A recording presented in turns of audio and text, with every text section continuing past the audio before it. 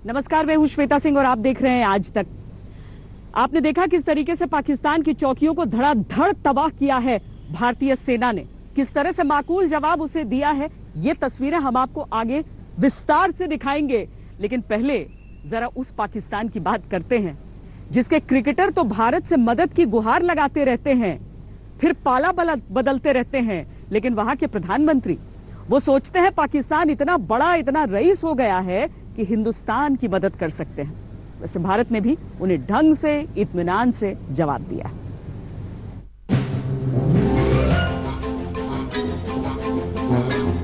सुनिए सुनिए सुनिए, क्या बोल रहे हैं इमरान। ये खबर एकदम चटक है।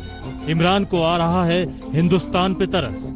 इमरान ने की है भारत को मदद की पेशकश। वैसे मदद करना, मदद मांगना गुनाह नहीं है, मगर आकंठ कर्ज में डूबे पाकिस्तान ने हिंदुस्तान के साथ मस्खरी की है, इसलिए भारत ने खरी खरी दी है। हिंदुस्तान ने दिखाया इमरान और पाकिस्तान को आईना। अपनी हालत देख फिर दूसरे की सोच। कहानी शुरू से बताते हैं।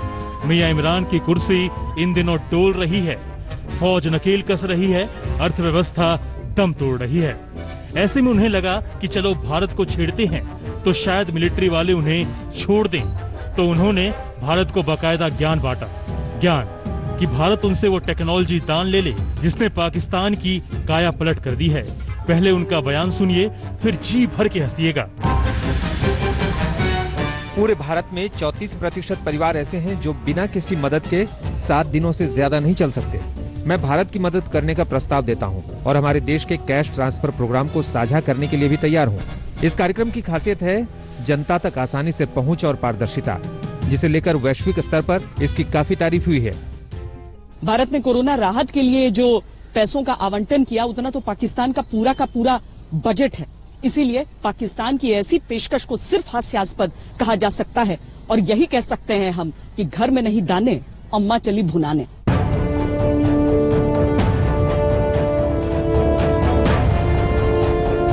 खुद तो द्वारे द्वारे, नगरी नगरी घूम रहे हैं कि दे दे बाबा, भूखे पाकिस्तान को दे दे, भीख नहीं तो कर्ज ही दे दे, और भारत को मदद का प्रस्ताव देते हैं। मस्खरी, प्योर मस्खरी कर रहे हैं इमरान खान, क्योंकि कोरोना संक्रमितों में भारत दुनिया में नंबर 4 पर आ गया है। मतलब भारत ने मारा अनचाहा चौका तो इमरान को मिला मौका। मन ही मन बहुत खुश हो रहे होंगे कि देखो भारत कैसे तबाह हो रहा है। अब उन्हें कौन समझाए कि जब पाकिस्तान में टेस्ट होंगे ही नहीं तो वास्तविक स्थिति की जानकारी मिलेगी कैसे। वैसे चीन से रहम की भीख मांगे बगैर इमरान अपने मुल्क में टेस्ट तक नहीं करा सकते। खैर, वो चुटकी लेकर निकल जाएं और भारत उन्हें बख्श दे, ऐसा कैसे हो सकता था। भारतीय विदेश मंत्रालय के प्रवक्ता अनुराग श्रीवास्तव ने गजब का गोला इमरान और उनके पाकिस्तान पर दागा है। पाकिस्तान को अपने लोगों को पैसा देने के बजाय देश के बाहर बैंक खातों में नकद हस्तांतरण करने के लिए बेहतर जाना जाता है। जाहिर है इमरान खान के नए सलाहकारों को और बेहतर जानकारी की जरूरत है। अब क्या है ना कि चोर को चोर कह दो और धूर्त को धूर्त, तो उसे बहुत बुरा लगता है। इमरान भी कसम खाकर रह गए होंगे, क्योंकि उन्हें उनकी जीडीपी की भी याद दिलाई गई, ठीक वैसे ही जैसे किसी को छठी का दूध याद दिलाया जाता है। सभी लोग पाकिस्तान की ऋण संबंधी समस्या के बारे में जानते हैं, जो उसके सकल घरेलू उत्पाद का लगभग 90% है। उनके लिए ये भी याद रखना बेहतर होगा कि भारत के पास एक प्रोत्साहन पैकेज है जो पाकिस्तान की वार्षिक जीडीपी जितना बड़ा है। वैसे ये भी सच है कि भारत के दुश्मनों को इन दिनों खुश होने के बेशुमार मौके मिल रहे हैं। कभी मजदूरों के पलायन को लेकर, कभी बॉर्डर पर 3 तरफा टेंशन को लेकर, कभी राज्य सरकारों की लापरवाही से, कभी केंद्र सरकार की कुछ नीतियों से, ऊपर से ये कोरोना जो रोज अपने रिकॉर्ड कर आए और भारत को प्रवचन सुना के चला जाए। श्वेता सिंह, दिल्ली, आज तक। कोई दूसरा देश कहे तो कोई बात भी हो, पाकिस्तान की तरफ से अगर इस तरह की बात कही जाती है तो उसका बड़प्पन नहीं, उसका छोटा दिल इसमें नजर आता है। और छोटे दिल का ही प्रतीक है सीमा पर जो कुछ चल रहा है वो। किस तरीके से पाकिस्तान की तरफ से लगातार सीज फायर का उल्लंघन होता है, भारतीय सेना आज पूरे दिन इसका जवाब देती रही। और कल की तो तस्वीर ऐसी थी। मिस्टर इमरान, अब आप बताइए कैसा लगा? कहा था ना पंगा मत लो, अब लिया है तो भुगतो।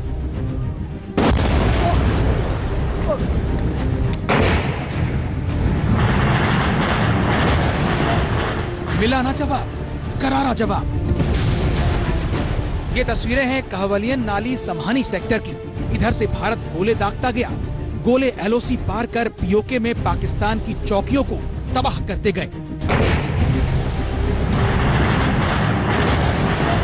पाकिस्तान कराहता गया। कायदे से इन धमाकों की गूंज से पाकिस्तान को सबक लेना चाहिए। वो पाकिस्तानी गूंगे बहरे हैं, पिटे पिटाए हैं, गिरे गिराए हैं। कठपुतली इमरान और उनके फौजी अफसरान को अपनी इज्जत का फालूदा बनवाने में ही मजा आता है शायद।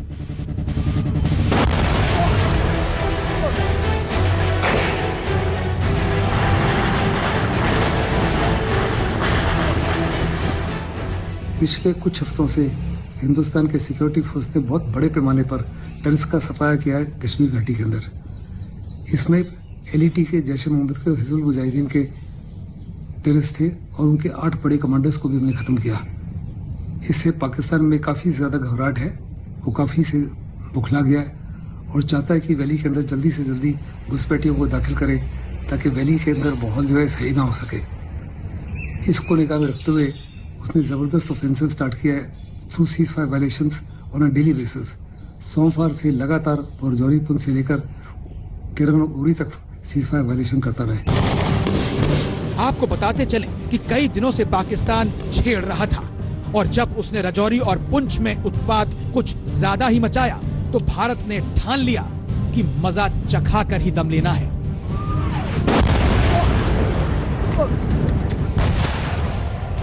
उसकी हिमाकत से भरी गोलीबारी में सेना के जवान गुरचरण सिंह शहीद हो गए। नौशेरा सेक्टर में भी पाकिस्तान की गोलीबारी में एक पुलिसकर्मी घायल हो गया और तभी प्लान बन गया कि पाकिस्तान को जार जार रुलाकर दम लेना है। भारत के दिए जख्मों से बिलबिला उठा है पाकिस्तान। कल शाम को जब उसने 8 बजे सीज़फायर वायलेशन किया तो हमारा एक जवान मारा गया और एक सिविलियन इंजर हुआ। जवाबी कार्रवाई में हमने उसके 10 पोस्ट को बर्बाद किया। आज फिर दोपहर को 1 बजे उसने केरन सेक्टर में और उरी सेक्टर में भारी गोलाबारी की।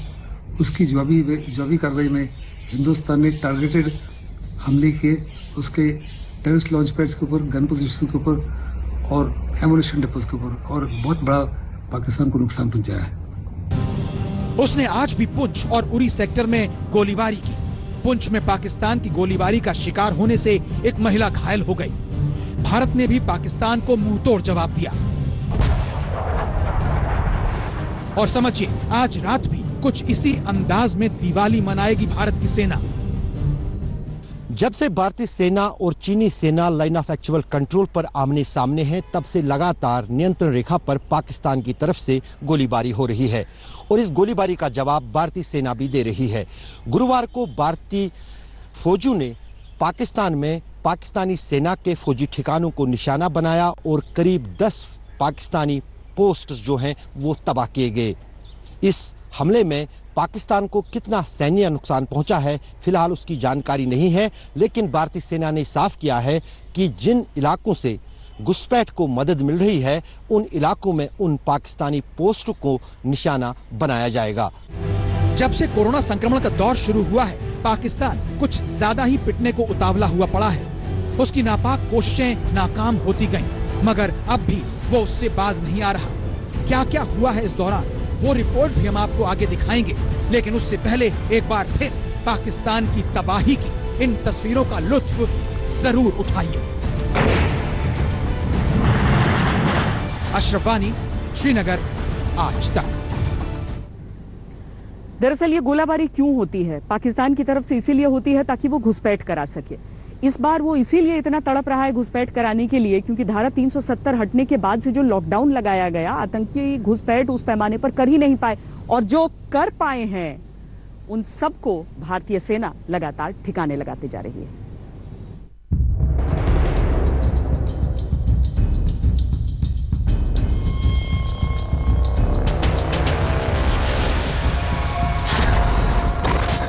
बार बार पिटकर भी नहीं मान रहा पाकिस्तान। सरहद पर पूरी तरह चौकस है हिंदुस्तान। न जाने कितनी ही बार नाकाम हो चुकी है पाकिस्तान की सरपरस्ती में पल रहे आतंक के आकाओं की साजिश। कितनी ही बार उसके मंसूबों को ध्वस्त कर चुके हैं भारतीय सैन्य बल, लेकिन इतना जिद्दी और बेशर्म है पाकिस्तान की मानता ही नहीं। दरअसल कश्मीर में उसके टुकड़ों पर पल रहे आतंकी एक के बाद एक मौत के घाट उतारे जा रहे हैं। पहले बुरहान बानी का खात्मा हुआ, फिर रियाज नाइकू का काम तमाम, अब निशाने पर है गाजी हैदर। पाकिस्तान को जब भी मौका मिलता है वो भारतीय इलाकों में मोर्टार और हल्के मशीन गन से गोलीबारी कर रहा है। दरअसल पाकिस्तान का मंसूबा घाटी में आतंकवादियों को घुसाने की साजिश लगातार रचते रहने की है। देखिए, हर साल जब मौसम सुधर जाता है और जब बर्फ़ पिघल जाती है, पासेस खुल जाते हैं, इन्फिल्ट्रेशन करना थोड़ा सा और आसान हो जाता है, तो हर साल अक्सर ऐसे अप्रैल मई के महीने में थोड़े से जो टेररिस्ट एक्टिविटीज़ है वो थोड़े से बढ़ जाते हैं, और उसी के हिसाब से इस साल भी वैसे ही हुआ है। लेकिन इसमें कोई शक नहीं है कि पाकिस्तान अभी भी इसको टेररिज्म को सपोर्ट कर रहा है, उसका समर्थन कर रहा है। अभी भी एलसी के उस पार कई टेररिस्ट कैंप है, लॉन्च पैड है, और हर लॉन्च पैड में टेररिस्ट मौजूद हैं जो कि कोशिश करते रहेंगे कि वो इन्फिल्ट्रेट करें और JNK में आए और तबाही मचाए। लेकिन इसके ऊपर हमारी कड़ी नज़र है और हम ये ऐसा नहीं होने देंगे। सेना के खुफिया सूत्रों के मुताबिक करीब 250 आतंकी इस वक्त घाटी में मौजूद हैं। इनमें 70 विदेशी आतंकवादी हैं। वैसे भी हिजबुल की कमर टूटने के बाद से पाकिस्तान नाम बदल बदल कर नए आतंकवादी संगठन खड़े कर रहा है। खुफिया जानकारी के मुताबिक पाकिस्तान के लॉन्च पैड इन दिनों आतंकियों से भरे पड़े हैं। लीपा लॉन्च पैड के नजदीक जैश-ए मोहम्मद और अफगानी आतंकी भारी संख्या में देखे गए हैं। पाकिस्तान का लीपा लॉन्च पैड जम्मू कश्मीर के तंगधार और उरी सेक्टर के सामने पड़ता है। लंजौट और कालचूक के पास भी पाकिस्तान ने नए लॉन्च पैड बनाए हैं। यहां पर भी बैट टीम को पाकिस्तान ने तैयार किया है। कालूचक लॉन्च पैड जम्मू कश्मीर के पूंछ सेक्टर के सामने पड़ता है। इसके अलावा पाकिस्तान भारत के केजी सेक्टर, बीजी सेक्टर, उरी, राजौरी, पुंछ और मेंढर सेक्टर के सामने पाक मुजाहिद बटालियन की मदद से भारी घुसपैठ कराने की फिराक में है। ये कश्मीर का मसला जिसमें पाकिस्तान की एक्टिव सपोर्ट के साथ जो पिछले 3 दशकों से चल रहा है, तो ये कश्मीर का मसला आर्मी टेररिस्ट को न्यूट्रलाइज करके नहीं सुलझा सकती है।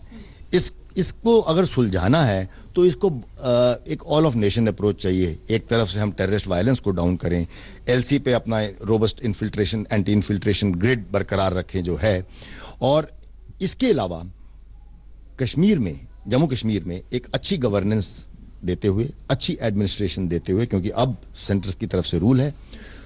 लेकिन दूसरी तरफ ये तभी मुमकिन होगा, या इसके रेजोल्यूशन की तरफ हम तभी बढ़ पाएंगे जब हम पाकिस्तान पे सब तरह के दबाव डालें। इधर पाकिस्तान के प्रधानमंत्री इमरान खान अलग ही दुनिया में हैं। उनकी अर्थव्यवस्था के पैर पहले से ही कब्र में लटके हुए हैं। पाकिस्तान के कहर से बचा खुचा ढांचा भी चरमराने की कगार पर है। चीन के कर्ज तले दबकर उनका देश गुलामी की ओर बढ़ता जा रहा है, लेकिन कश्मीर का राग अलापना उनकी आदत में शुमार हो चुका है। तो सबसे बड़ा सवाल यही है कि आखिर क्या है इस आतंकिस्तान का इलाज। हमने एक सर्जिकल स्ट्राइक की, आपका उसमें बड़ा योगदान रहा। हमने एयर स्ट्राइक की लास्ट ईयर। क्या इन स्ट्राइक्स को हमें आइसोलेटेड इंसिडेंट्स की जगह ऐसा रखना चाहिए कि पाकिस्तान को हमेशा उस खौफ में वो डर डर के ही कदम ना उठाए?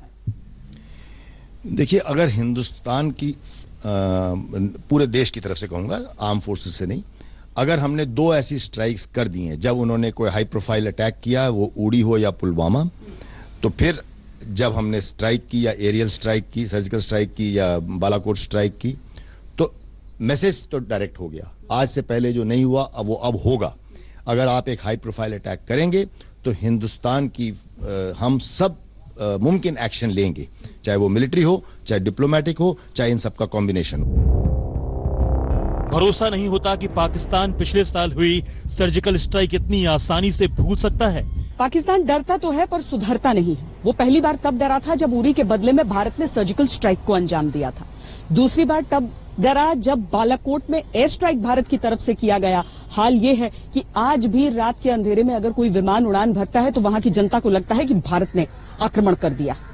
और इन सारी चीजों को भूल भी जाए तो हर दिन जिस तरीके से पाकिस्तान के पोसे हुए आतंकियों को जहन्नुम की सैर कराई जाती है उसे वो भूल नहीं सकता। पाकिस्तान जब तक पूरी तरह से नहीं सुधरेगा तब तक हिंदुस्तान उसे सबक सिखाता रहेगा। दिल्ली से श्वेता सिंह और मंजीत नेगी के साथ आज तक ब्यूरो।